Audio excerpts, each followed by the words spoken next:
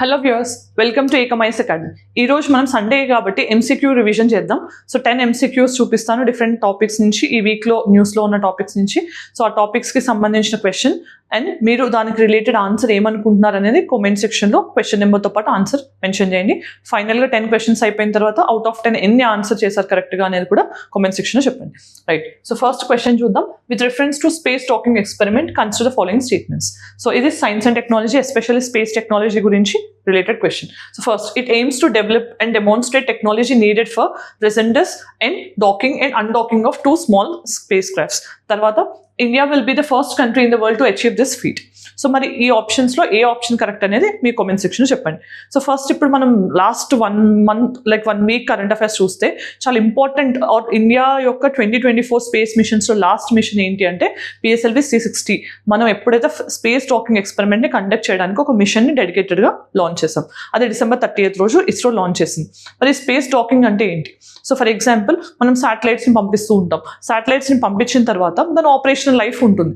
So for example 10 years అనుకుంటే ఏదైనా repair వచ్చి అది ఆగిపోయి ఉండొచ్చు, లేకపోతే దాంట్లో ఫ్యూయల్ అయిపోయి 10 years తర్వాత కూడా ఫంక్షన్ చేసే కెపాసిటీ ఉన్నా కూడా ఫ్యూయల్ అయిపోయి అది మనకి డెబ్రిస్ లాగా స్పేస్ టంక్ లాగా మిగిలిపోయి ఉండొచ్చు. అలాంటి సిచ్యువేషన్స్లో దాన్ని మనం మళ్ళీ యూటిలైజేషన్లోకి తీసుకురావాలి అని అంటే ఏం చేయొచ్చు అంటే ఒక ఆల్రెడీ ఉన్న శాటిలైట్ని మనం ఇప్పుడు పంపించే శాటిలైట్తో కరెక్ట్గా ఎగ్జాక్ట్గా డాక్ చేయడం అనమాట, మీట్ చేసేటట్టు జాయిన్ చేసి దానిలో ఉన్న కెపాసిటీని ఎన్హాన్స్ చేస్తాం అనమాట. అంటే ఫ్యూయల్ని రీఫ్యూయల్ చేయడం, రిపేరింగ్ చేయడం, ఇలాంటి వాటిని చేయడాన్ని డాకింగ్ అంటారు. సో డాకింగ్ చేసి మళ్ళీ అన్డాకింగ్ చేసి దాన్ని ఫంక్షనల్గా చేస్తాం. సో దీనివల్ల ఏమవుతుంది, మనకి కాస్ట్ ఎఫెక్టివ్గానే చాలా మిషన్స్ కంప్లీట్ అవుతాయి.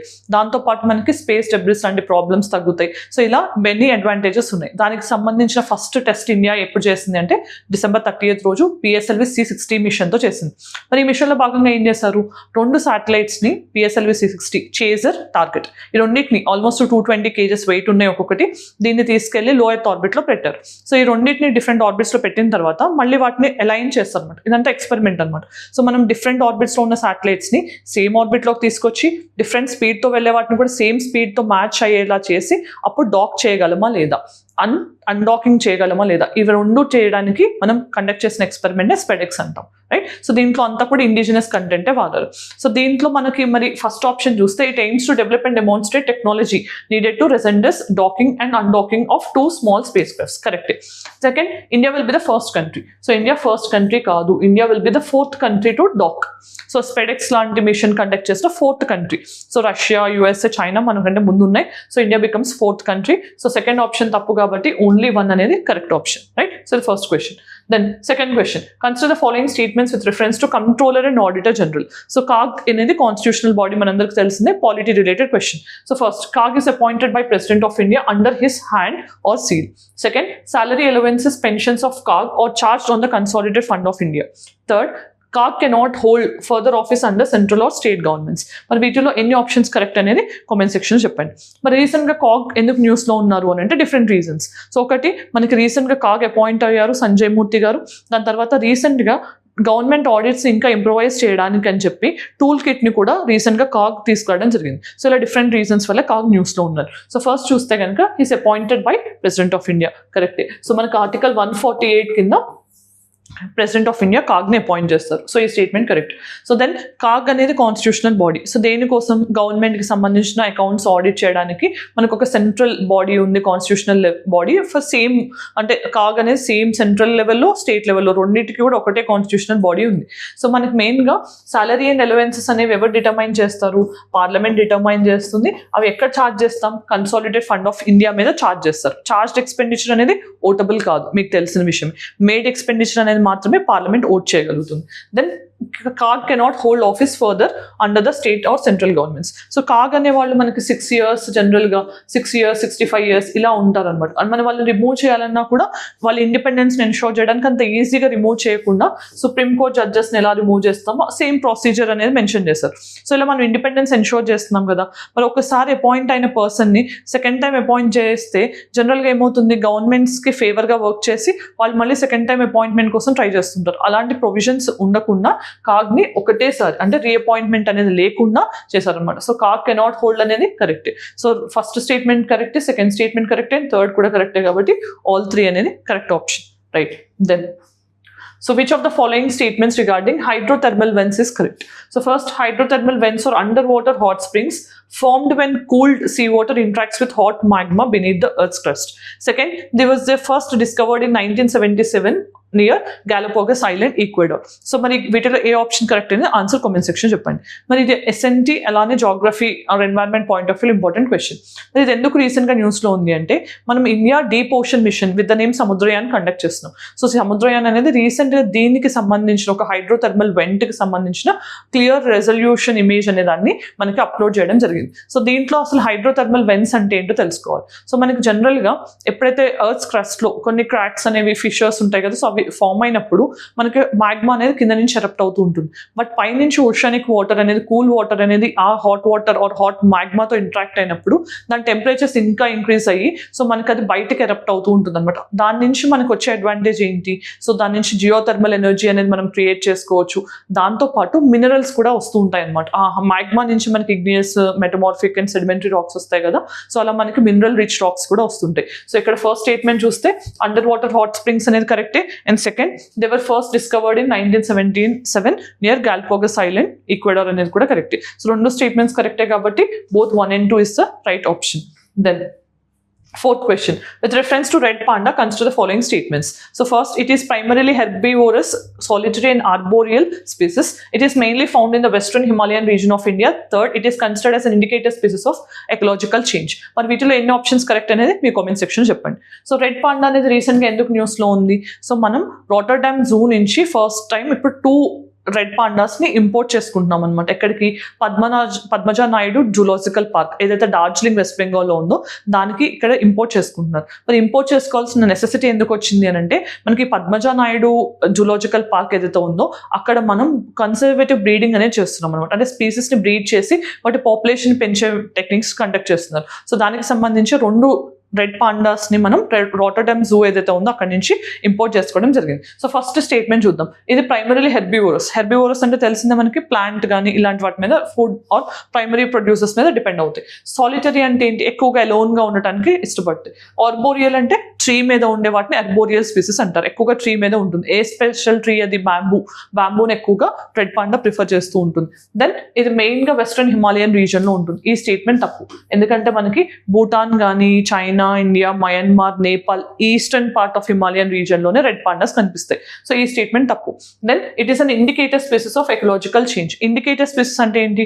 అక్కడ ఎలాంటి మార్పులు వస్తున్నాయి అనే దాన్ని మనం ఆ స్పీసెస్ అబ్జర్వేషన్ బట్టి చేయొచ్చు అనమాట. సో ఇది ఇండికేటర్ స్పీసెస్ కరెక్టే. సో మరి దీని కన్జర్వేషన్ ఎలా ఉంది అని అంటే ఎండేంజర్డ్ కేటగిరీలో ఉంది. ఐయుసిఎన్ పాయింట్ ఆఫ్ వ్యూలో షెడ్యూల్ 1 స్పీసెస్ అండ్ సైట్స్ లో కూడా అపెండిక్స్ 1లో ఉంది. సో రెడ్ పాండా అనేది మనకి మెయిన్ గా నార్త్ ఈస్టర్న్ ఏరియాస్ లో ఎక్కువగా కనిపిస్తుంటుంది. రైట్? దెన్ ఆన్సర్ ఏంటి? ఇక్కడ మనకి సెకండ్ స్టేట్మెంట్ తప్పు కాబట్టి only 2 statements, first and third correct. Then fifth question, with reference to Indian State of Forest Survey Report 2023. First, it was published by Forest Survey of India on biennial basis. Second, it is prepared by collecting data from remote sensing satellites and field-based national forest inventory. Third, it only provides information about forest cover and tree cover data of India. మరి వీటిలో ఎన్ని options correct అనేది మీ answer comment section చెప్పండి. So first ఇక్కడ question చూస్తే కనుక it is published by forest survey of India. కరెక్టే. So మనకు తెలిసిందే forest survey of India every 2 yearsకి ఒకసారి మనకి ఈ Indian state of forest report అనేది ఇస్తుంది. సో ఇది ఎప్పటి నుంచి స్టార్ట్ అయింది? 1987 నుంచి స్టార్ట్ అయింది. ఇప్పుడు మనకు వచ్చిన 2023 రిపోర్ట్ అనేది 18th రిపోర్ట్ అనమాట. సిరీస్ ఆఫ్ రిపోర్ట్స్లో 18th వన్. మరి ఇక్కడ ఫస్ట్ చూస్తే it is prepared by collecting data from remote sensing satellites and national forest inventory. కరెక్టే. సో మనకి ఇలాంటి శాటిలైట్స్ కానీ ఇన్వెంటరీస్ నుంచి డేటాను కలెక్ట్ చేసి మనకి ట్రీ కవర్ ఎంత ఉంది, ఫారెస్ట్ కవర్ ఎంత ఉంది, మన కార్బన్ స్టాక్ ఎంత ఉంది, లేకపోతే మనకి మ్యాంగ్రోవ్ కవర్ ఎంత ఉంది, ఇలాంటి డేటా అంతా కూడా ఫారెస్ట్ సర్వే ఆఫ్ ఇది మనకి Indian state of forest report చెప్తుంది అనమాట. మరి రీసెంట్ టైమ్స్లో మనకి ఏం చెప్పింది రిపోర్ట్ అంటే మొత్తం forest cover and tree cover కలిపి చూస్తే కనుక మనకి 25.17% అనేది forest cover and tree cover కలిపి ఉంది. So forest and tree cover కలిపి. మరి ఫారెస్ట్ కవర్ ఎంత ఉందని చెప్తోంది రిపోర్ట్ అని అంటే 21.7% ఏమో ఫారెస్ట్ కవర్ ఉంది, ట్రీ కవర్ ఏమో 3.41% ఏమో ట్రీ కవర్గా ఉంది. ఈ రెండింటిని యాడ్ చేస్తే మనకు వచ్చేది forest cover and tree cover. మరి ఇది ఎక్కువగా ఏ స్టేట్స్లో ఉంది? ఫారెస్ట్ కవర్, ట్రీ కవర్ ఎక్కువ ఇంక్రీజ్ అనేది ఎక్కడ జరిగింది అని అంటే కనుక మనకి ఫస్ట్ స్టేట్ ఛత్తీస్గఢ్, తర్వాత యూపీ, దాని తర్వాత ఒడిస్సా, రాజస్థాన్. సో ఈ 4 స్టేట్స్లో కూడా మనకి increase in terms of forest cover and tree cover ఎక్కువగా ఉంది అని చెప్పి ఈ పర్టికులర్ ఈ రిపోర్ట్ అనేది చెప్తోంది. మరి మాన్గ్రోవ్ కవర్ అనేది ఎంత ఉంది అని చెప్పారు, 4992 స్క్వేర్ కిలోమీటర్స్ అనేది ఉంది. సో మనకి లాస్ట్ టైంతో పోలిస్తే మాన్గ్రోవ్ కవర్ పెరిగింది, forest cover and tree cover కూడా పెరిగింది. సో ఇది ఒక వెల్కమింగ్ సైన్ అనమాట. కానీ మనం నేషనల్ ఫారెస్ట్ పాలసీ 1988 ప్రకారం ఏం పెట్టుకున్నాం, టార్గెట్గా 33% జాగ్రఫికల్ ఏరియాలో మన forest cover and tree cover ఉండాలి అనుకున్నాం. కానీ మనం ఎంతవరకు రీచ్ అయ్యాం, ఇప్పుడు ఓన్లీ 25% వరకు మాత్రమే. అంటే ఆల్మోస్ట్ ఇంకా 8% మనం చేరుకోవాల్సిన అవసరం ఉంది, right. Then 6th question. Consider the following statements regarding next generation DNA sequencing. SNT కి సంబంధించి biotechnology. So it is a technology that enables the rapid decoding of entire genome. Second, it helps in understanding disease outbreaks in wildlife and effect of climate change on biodiversity. మరి వీటిలో ఏ options correct అనేది comment section చెప్పండి. So genomes అంటే ఏంటి, genome sequencing అంటే ఏంటో తెలుసుకోవాలి. So recent టైమ్స్లో ఏంటి, మనకి ministry of science and technology పష్మినాకి సంబంధించిన జీనోమ్ సీక్వెన్సింగ్ని స్టార్ట్ చేశారనమాట. దానికి సంబంధించిన న్యూస్ మనం చూసాం, దానికి రిలేటెడ్ ఈ క్వశ్చన్ అనమాట. నెక్స్ట్ జనరేషన్ సీక్వెన్సింగ్ అంటే ఏంటి, మనకి జీనోమ్ సీక్వెన్సింగ్ చేస్తారు. అసలు జీనోమ్ అంటే ఏంటి, మొత్తం ఒక ఆర్గానిజంలో ఉన్న జీన్స్ డేటా అంతా కూడా మనం కంపైల్ చేస్తే దాన్ని జీనోమ్ అంటాం. మరి జీనోమ్ని సీక్వెన్స్ చేయడం వల్ల మనకి ఏమొస్తుంది అని అంటే, మన జెనెటిక్ మేకప్ ఎలా ఉందో తెలుస్తుంది, మన హెల్త్ ప్రొఫైల్ ఎలా ఉంది, పాపులేషన్ స్టడీస్ చేయడానికి వీటన్నిటికీ జీనోమ్ సీక్వెన్సింగ్ అనేది హెల్ప్ చేస్తుంది. సో ఫస్ట్ స్టేట్మెంట్ చూస్తే it enables rapid decoding of entire genome, correct.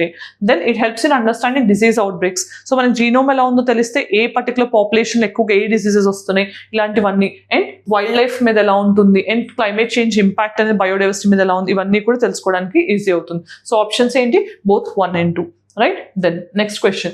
Consider following cash, bank deposits, shares, fixed assets and personal cards. మరి వెల్త్ ట్యాక్స్ అనేది దేంట్లో ఎన్ని అసెట్స్ మీద ఇంపోజ్ చేస్తారు అనేది ఐడెంటిఫై చేయండి.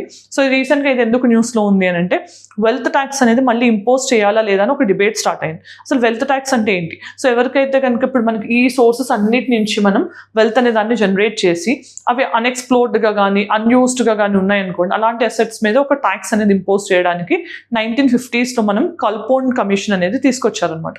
సో ఈ కాన్సెప్ట్ వెల్త్ ట్యాక్స్ అనేది. సో తర్వాత లిటిగేషన్ ఎక్కువైంది, అడ్మినిస్ట్రేటివ్ కాస్ట్ ఎక్కువయ్యాయి అని చెప్పి వెల్త్ ట్యాక్స్ని మనం డిస్కంటిన్యూ చేసాం. కానీ మళ్ళీ ఇప్పుడు దీన్ని తీసుకురావాలా లేదా అనే ఒక కాన్సెప్ట్ అనేది న్యూస్లో వచ్చింది. మరి ఇక్కడ చూస్తే మనం క్యాష్ మీద, bank deposits, shares, fixed assets, personal cars, దీంతో పాటు ప్రాపర్టీ మీద కూడా ఇంపోజ్ చేస్తారు. సో ఎంత ఇంపోజ్ చేసేవాళ్ళు అంటే ఆల్మోస్ట్గా 1%. సో మన ఇన్కమ్ అనేది జనరల్గా 1 crore కంటే ఎక్కువ, 30 lakhs కంటే ఎక్కువ ఉంటే ఇంతకుముందు, సో దాని మీద మన ఎర్నింగ్స్ ఎంత ఉన్నాయో దాని మీద 1% అనేది వెల్త్ ట్యాక్స్గా ఇంపోజ్ చేసేవాళ్ళు. సో దీన్ని తీసేసిన తర్వాత ఏం చేస్తారు, సర్చార్జ్ అనే దాన్ని ఇంపోజ్ చేయడం స్టార్ట్ చేశారు. సర్చార్జ్ అంటే ఏంటి, ట్యాక్స్ ఆన్ ట్యాక్స్. సో మనకి ఏంటి ఇక్కడ, ఎవరైతే ఇన్కమ్ ఇండివిజువల్స్ 1 crore ఉందో అండ్ కంపెనీస్ ఇన్కమ్ అనేది 10 crores ఉందో, వీళ్ళకి ఇనీషియల్గా 2% సర్చార్జ్ విధించేవాళ్ళు, బట్ ఇప్పుడు దాన్ని 12% వరకు కూడా ఇంక్రీజ్ చేశారు. సో మరి ఆప్షన్స్ ఏంటి, all 5 అనేది correct. Then 8th question. Dr. Pushpak Bhattacharya committee is related to promotion of AI in agriculture, establishment of AI-driven startups, third, automation of government services, third and fourth, framework for responsible AI adoption in financial sector. మరి వీటిలో రీసెంట్గా ఈ committee దేనికోసం ఏర్పాటైంది అనేది తెలిస్తే comment section చెప్పండి. మరి ఇక్కడ ఆన్సర్ ఏంటి, framework for responsible AI adoption in financial sector. So దీన్ని ఏమంటున్నారు, ఫ్రీ అని కూడా అంటున్నారు.